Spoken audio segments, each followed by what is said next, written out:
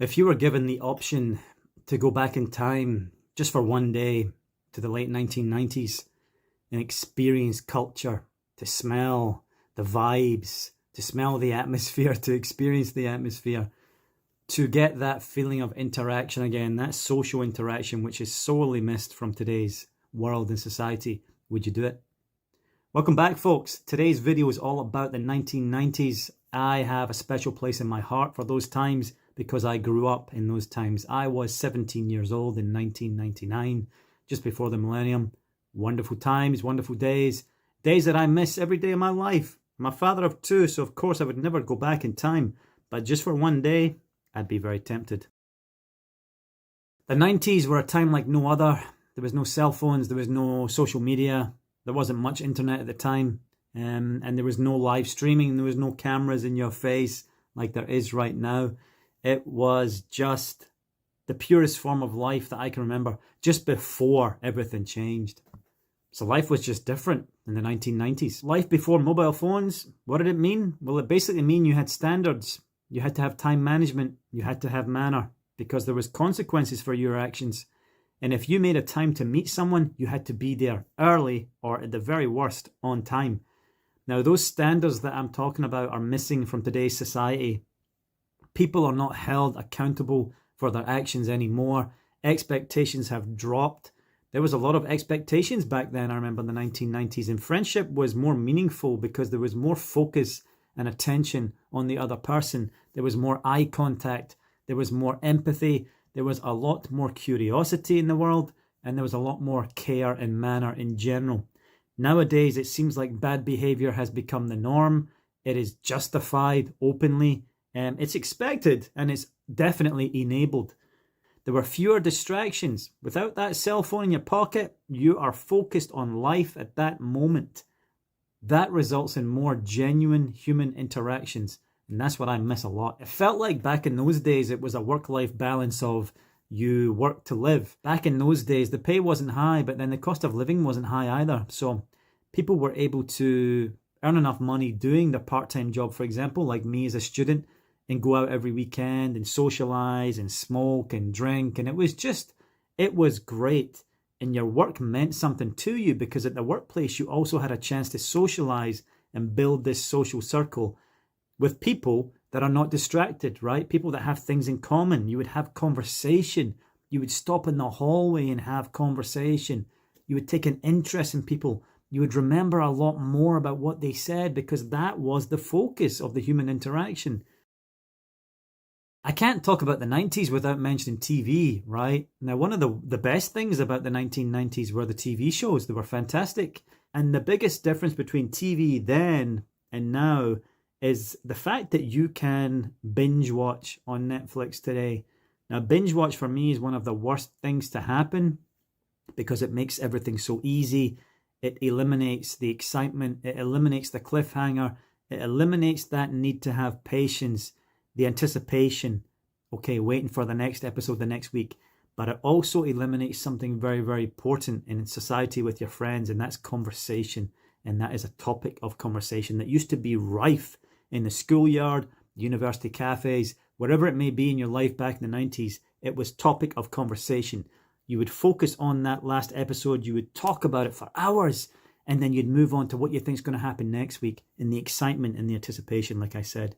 So TV was a social experience, it felt like back then. It was open.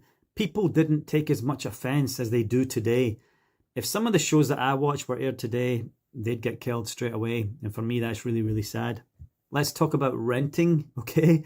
Because when I talk about TV, you also have to talk about something that was huge for me in the late 90s. And I'm talking about going there with girlfriends, my buddies, even family members. Blockbuster, okay? Video rental stores, DVDs, Blu-rays, stuff like that.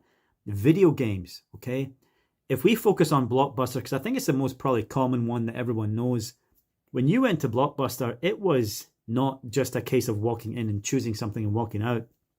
It was a whole experience.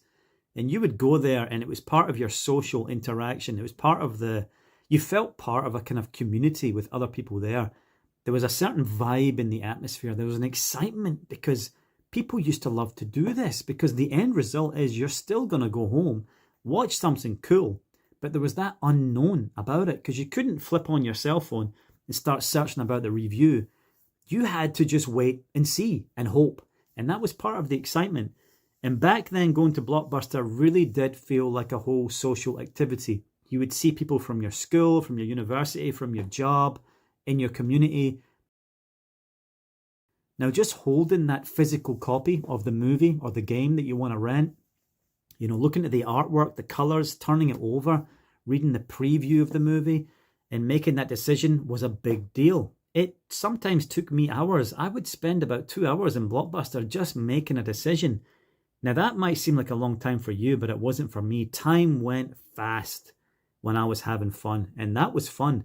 But if you compare that to nowadays and you think about Netflix and you think about scrolling endlessly and endlessly, 30 minutes feels like three hours to me, and I've got a headache and I'm tired, and guess what? I'm going to turn off Netflix without even choosing a movie. So for me, it's a huge difference.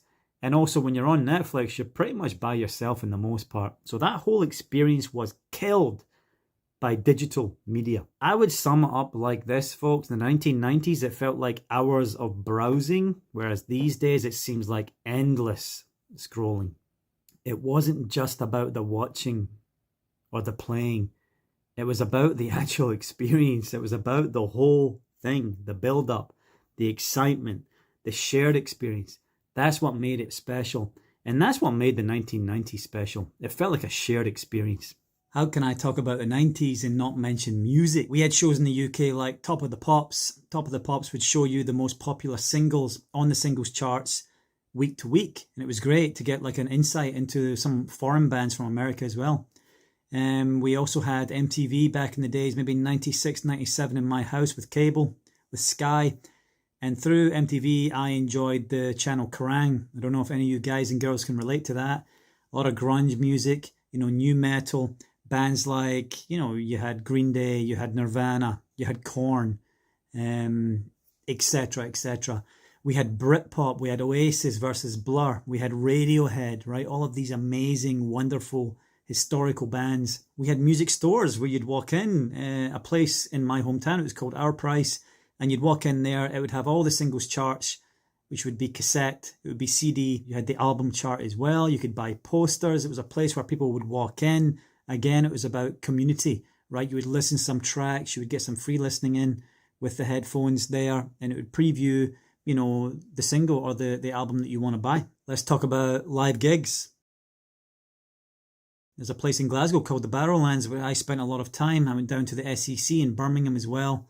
I seen bands like Bush, for example, Disturbed, Marilyn Manson, Eminem, right? I seen him in Glasgow. So if you can combine everything together, you can see why the 90s were just so cool. Now, a big part of why gigs were so fresh and people lived for the moment, in the moment, is because, again, there was no smartphones in your face or recording this show. The 90s for me, music-wise, was all about raw emotion. It was all about connection. It was all about rebellion, right? If you get Limp Bizkit, for example, it was just pure passion. So, what do you miss about the 1990s? Do you connect with anything that I've said here today? Let me know in the comments below. And listen, thanks very much for joining me today on this kind of walk back, in memory lane.